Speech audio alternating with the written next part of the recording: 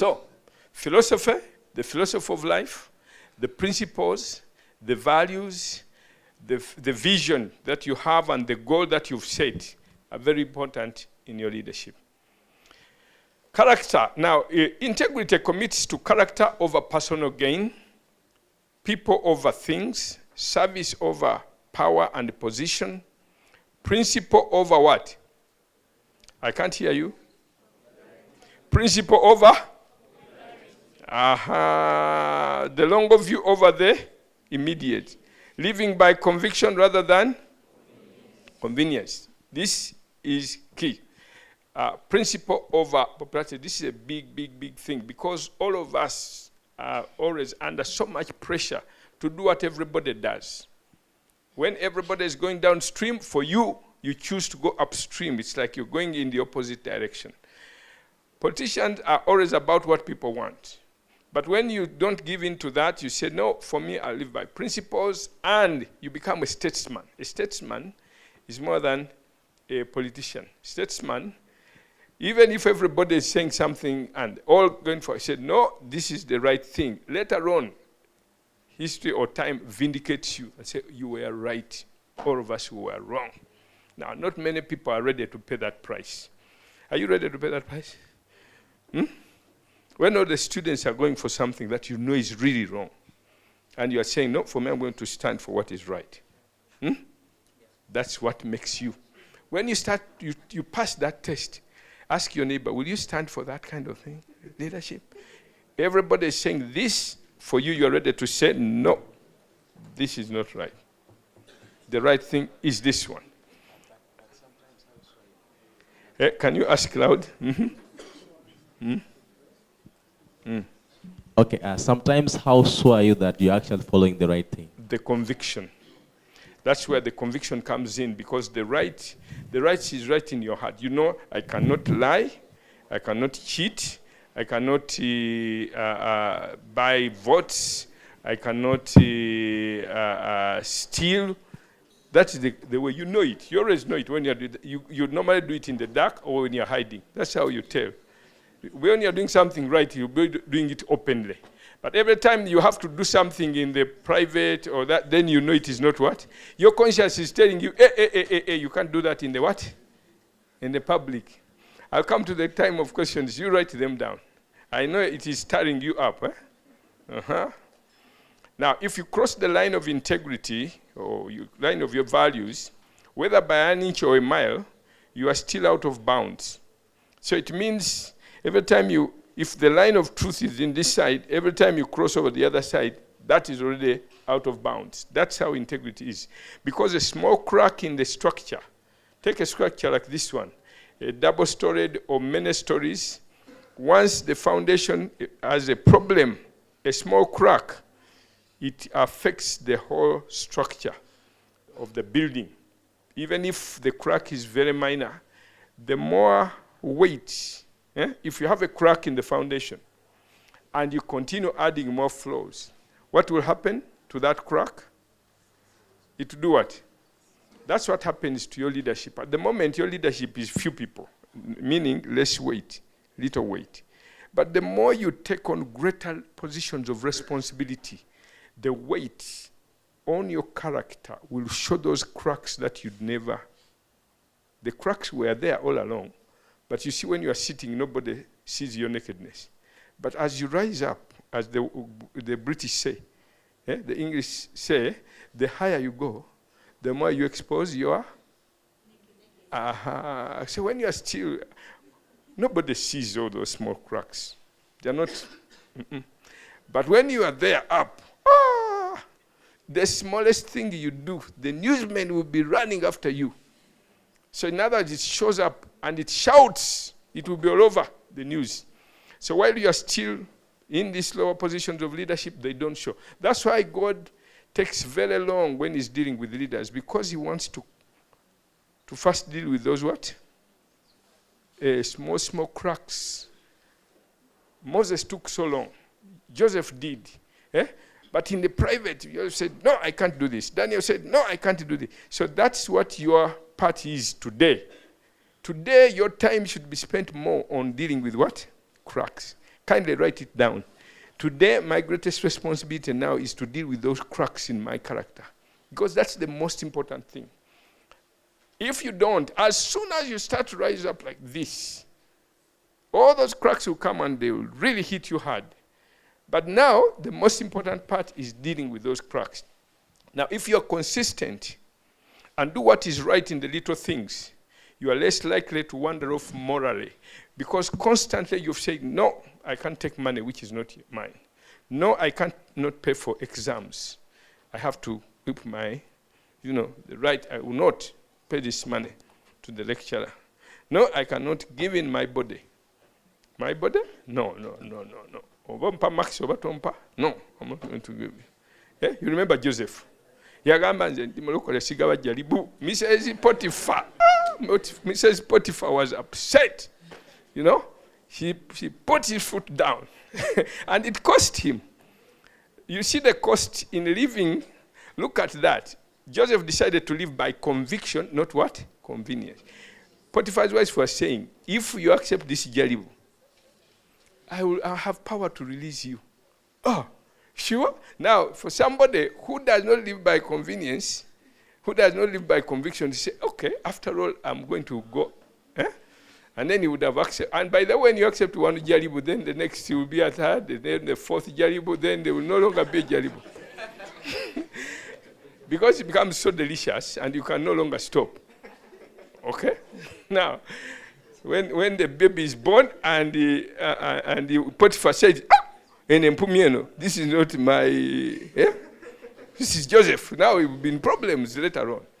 But he said, ahead of time, he said no. And when he said no, the price and the cost at that time was terrible because he could have lost his life. Definitely, this woman had power to kill him. She could have killed him. And it was just God that protected him. But the price he paid that time was not the price of his whole life. Because if he did compromise, he would have forfeited his future calling. You understand that? That would have been the end of Joseph, and maybe we would have never read about him. Today we wouldn't know about Joseph, that he ever existed. So the more you live by convenience, the more you get lost. And we may never hear about you. Today you may be wonderful, but you may lose yourself along the way because you're easy. Anybody can take you out. But when you say no, today it may cost you because you may end up losing that position. But you've lived by principle.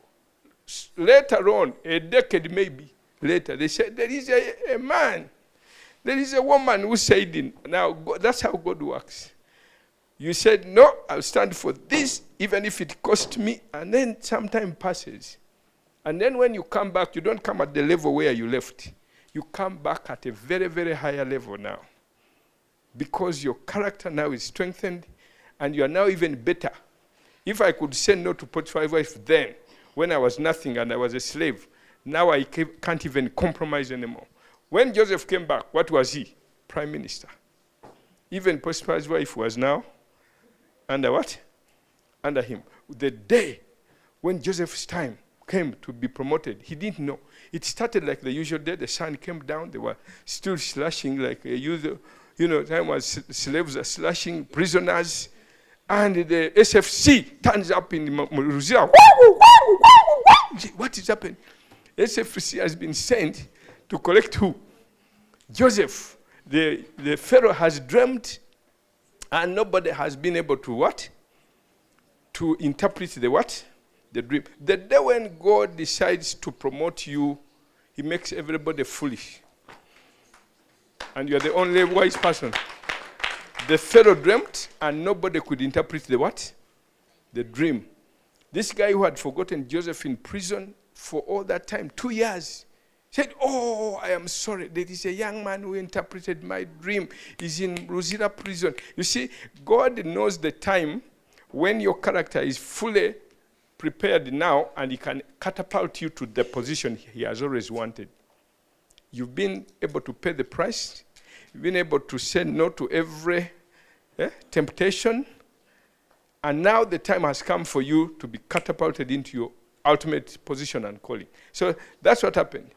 He says, wow, wow, wow. Come, how do they call it? Siren in Luzira prison. And everybody's saying, why is SFC here? They say, where is Joseph? Joseph is scared. He said, is it Potiphar's wife again who has come from?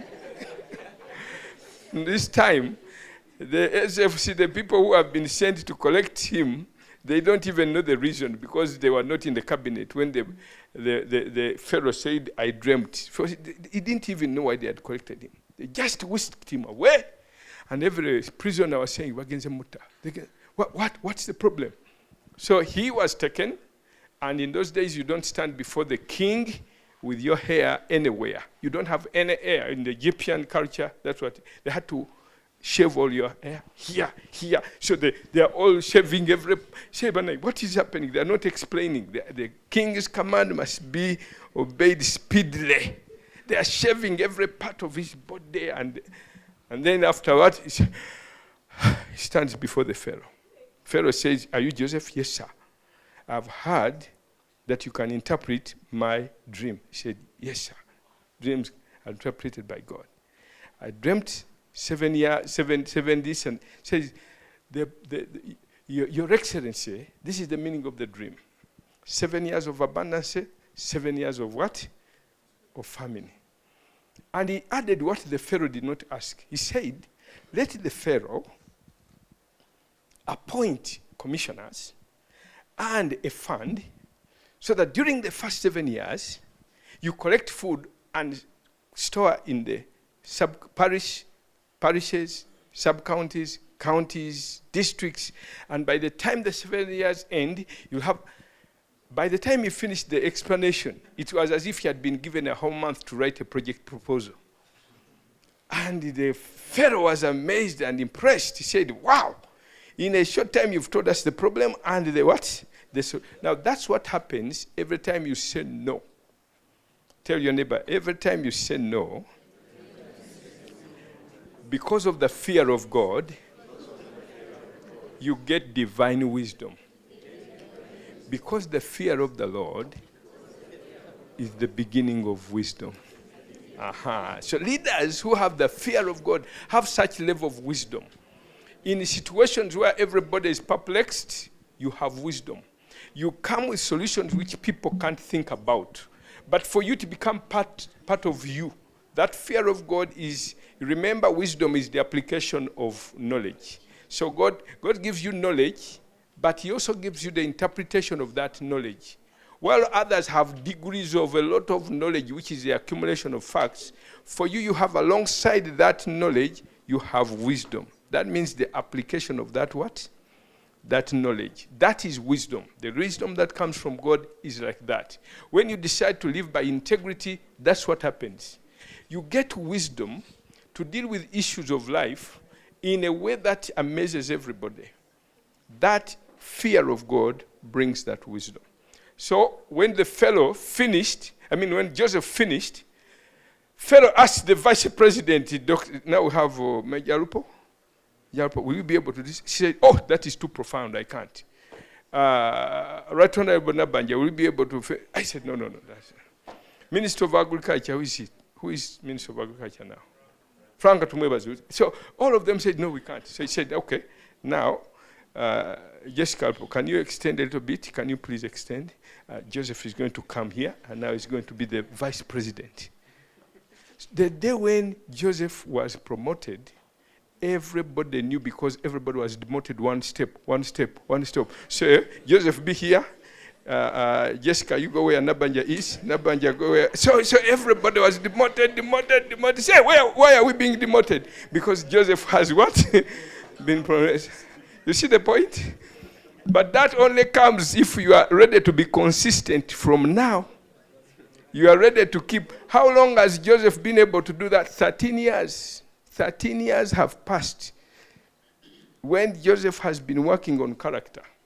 So great leadership normally comes a long time. It doesn't come very easily. But it is by principle. It's a sure deal. It is slow but sure. You always get there, but it is a little bit slow.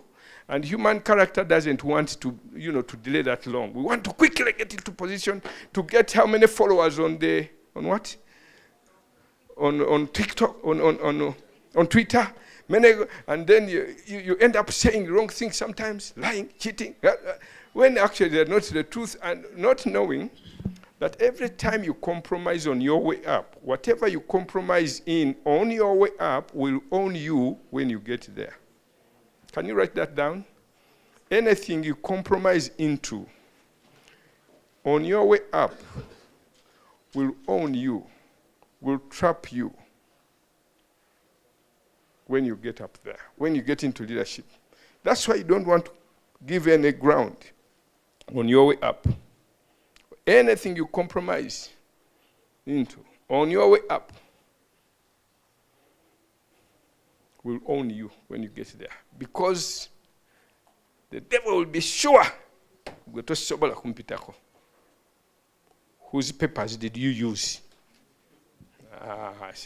Every time you are saying you're coming, you say, let others speak. But okay. Because the papers used are not what?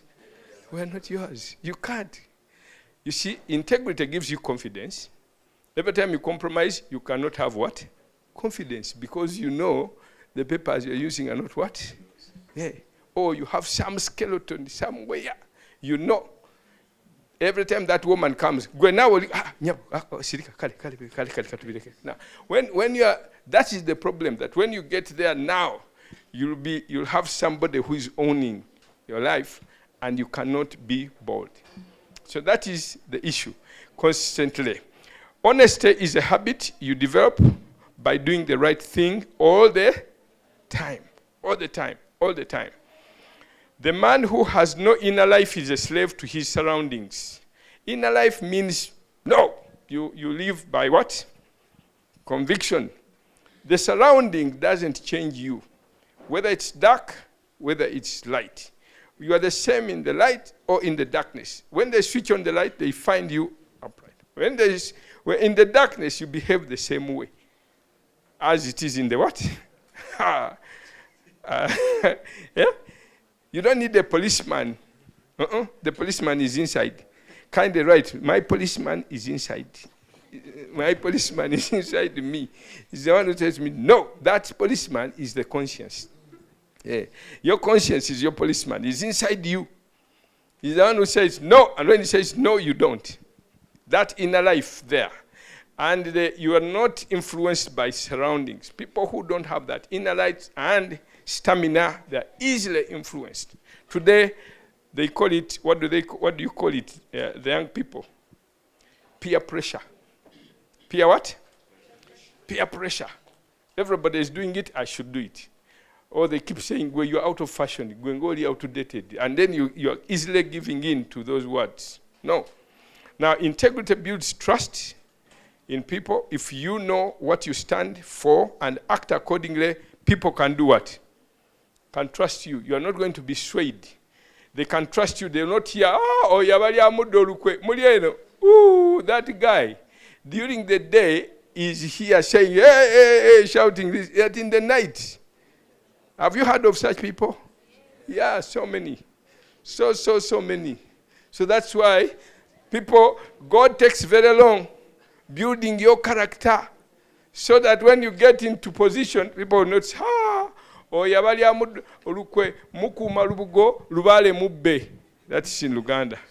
Olubugo mwe bakumira lubale.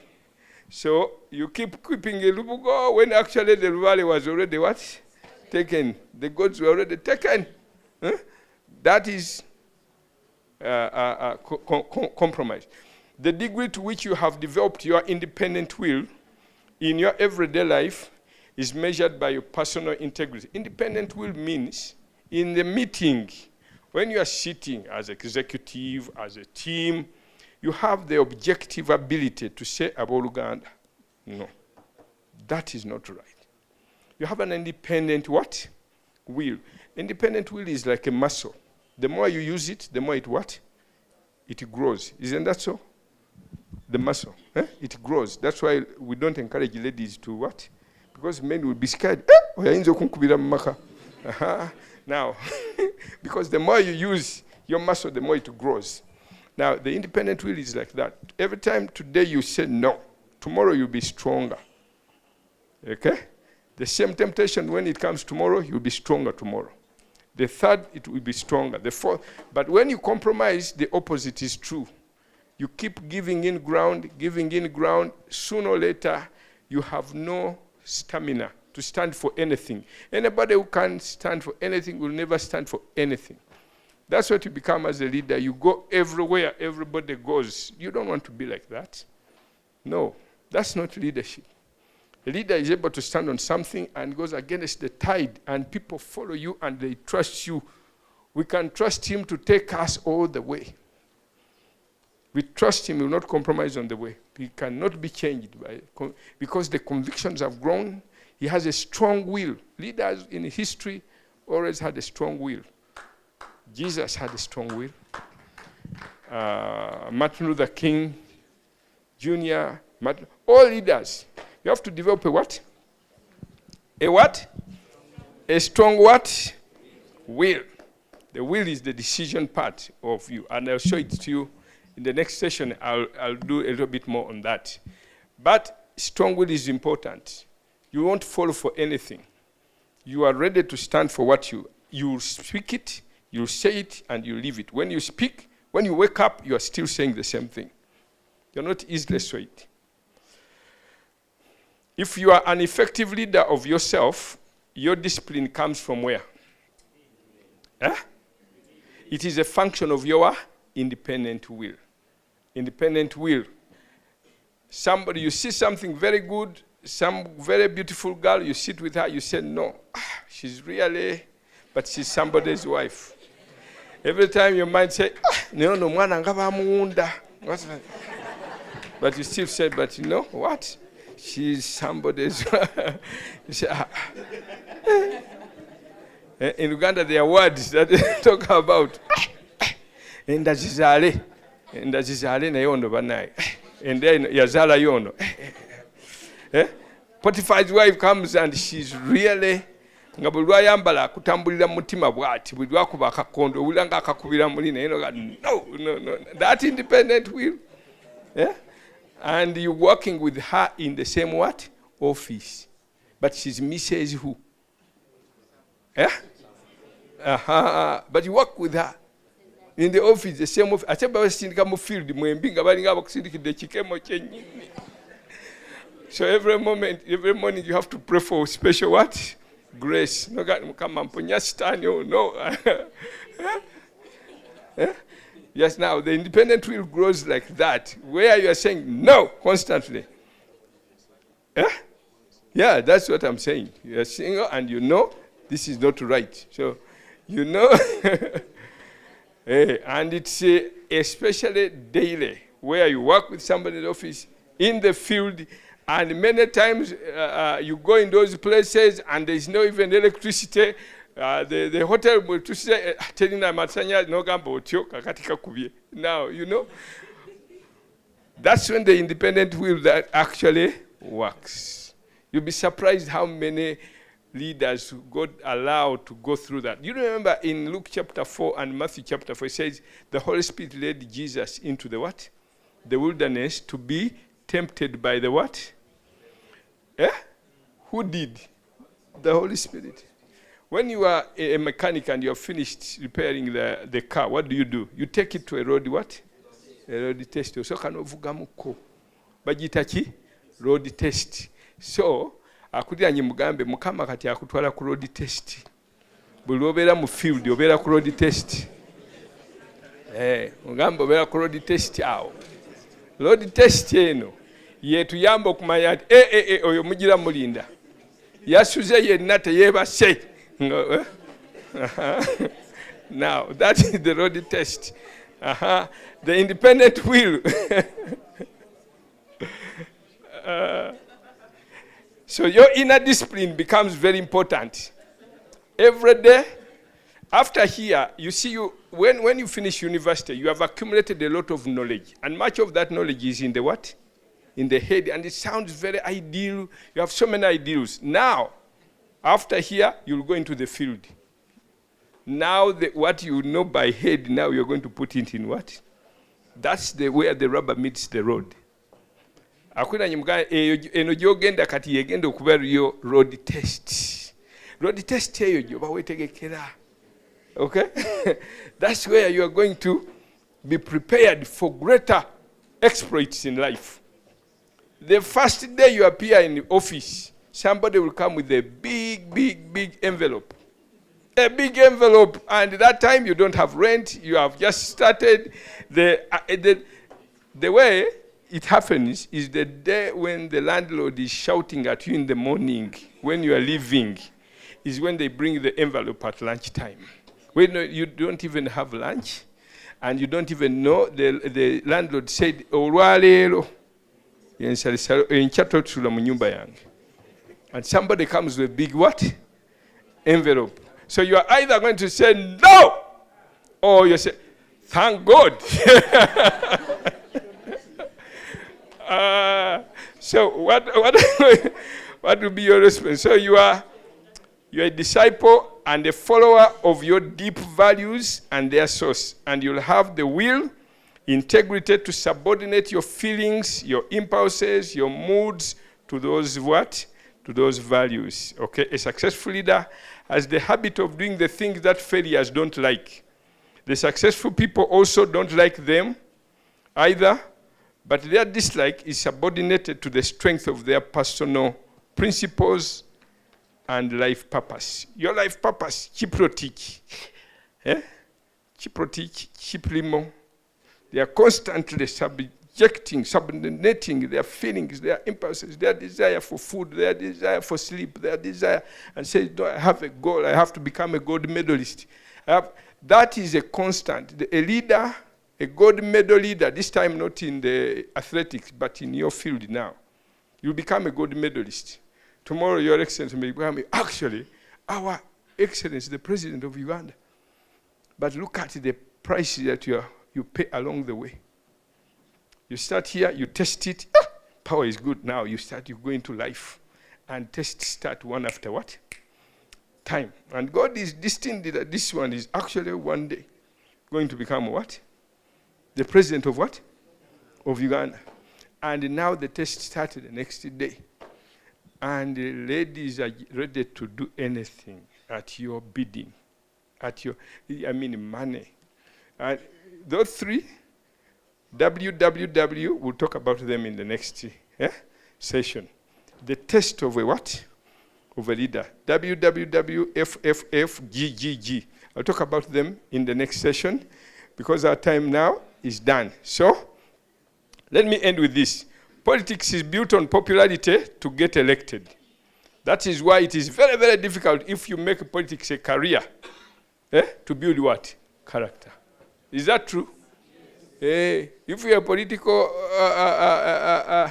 if you make it a career, that's why we encourage people to have another career, something you are doing. So you are not, you are a lawyer, you are a farmer, and then you get into what? Into politics. When you make it a career, you always have to many times compromise. Maybe that one, he will help us to discuss. That issue is a major one. So character is built on principle. When you compromise your principles to become popular, you lose what? Let's read number 3 together.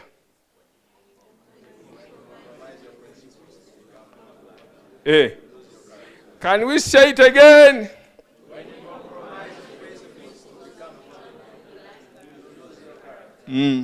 So don't. If you maintain your stand on principle, even if it makes you unpopular, you are what? A statesman. Okay, we'll end there for that this session, and then we'll pick on in the next session. Thank you very much.